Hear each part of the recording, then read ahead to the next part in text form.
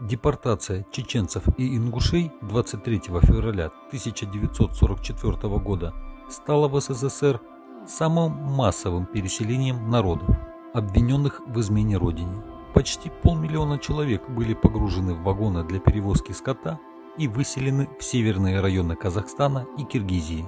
Человеческие потери в период выселения превысили треть от всей численности чеченцев и ингушей. Депортация в основной версии была связана с тем, что в период Отечественной войны, особенно во время действий немецко-фашистских войск на Кавказе, многие чеченцы и ингуши изменили родине.